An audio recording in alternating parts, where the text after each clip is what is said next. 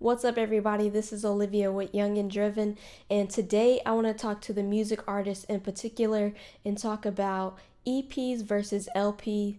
What exactly are the differences, when and why you should release one or the other, and the benefits. So let's talk about it. Young and Driven. So if you don't know, an EP stands for extended play and an LP stands for long play. And in modern music day terms, an EP is anything between 3 to 6 songs in 30 minutes or less. Now that's super important. It has to be 30 minutes or less, and it's usually around, like I said, 3 to 6 songs. So anything more than that is considered an LP or a full-length album. Now, of course, that's not a law. You can release an EP and it could be, longer than 30 minutes and more than 6 songs. That's what Kendrick Lamar actually did with his Kendrick Lamar EP back in, I believe it was like 2009. It was 15 songs and it was over an hour. So obviously those rules can be broken.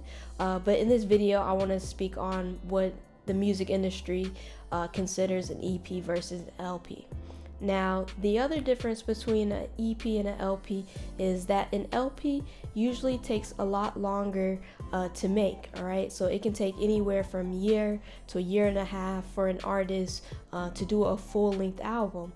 And it's usually not only more time consuming, but more expensive, right? It's more expensive to make. You're spending more on studio time, mixing and mastering, the marketing. You're usually going to shoot videos and promotions and things like that. So there's a lot more invested in a full-length album versus an EP.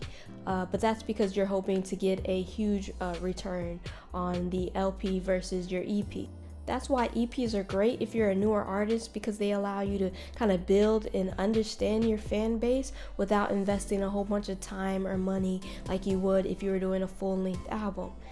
If you think about it, EPs are basically small little marketing campaigns for you to kind of see what your listeners want to hear from you. If you do a 4-song EP and people like, let's say, 2 out of the 4 songs, you can see the analytics and track that and know, okay, this is kind of the sound or direction I need to make more of to bring in more listeners. Versus if you did a full-length album that, let's say, was 9 to 12 songs, most people, if they're not familiar with you, are only going to listen to a couple songs anyway. And if they're not really vibing with those songs, you're not really going to get good analytics and know what to push and what not to push. You're just going to be, shooting darts when it comes to releasing music. That's why I recommend, if you're a newer artist or an artist that wants to, like I said, understand their fan base better, to release a few EPs a year. And you see this all the time from signed new artists. Take, for example, the R&B singer Giveon. He's already released 2 EPs this year. He did one back in March and one most recently in October. And that's because even though he's had some success, right? He's done songs with Drake and he's been featured on, Apple Music and different playlists. He is still a newer artist who's trying to understand and figure out his fan base and wanting to know what they want to hear from him. So that's why his record label, instead of forcing an album, are pushing these EPs. So EPs are a great way for, like I said, newer artists to kind of build and understand their fan base, right? You don't want to just drop a full-length album, spend all this time and money, and not understand what people want to hear from you. So hopefully you found this video very helpful. If you did, go ahead and leave a like and a comment, subscribe to the channel.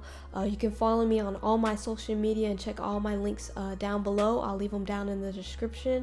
If you have any questions at all, like I said, leave a comment or you can DM me on Instagram, and I will talk to you guys in the next video soon.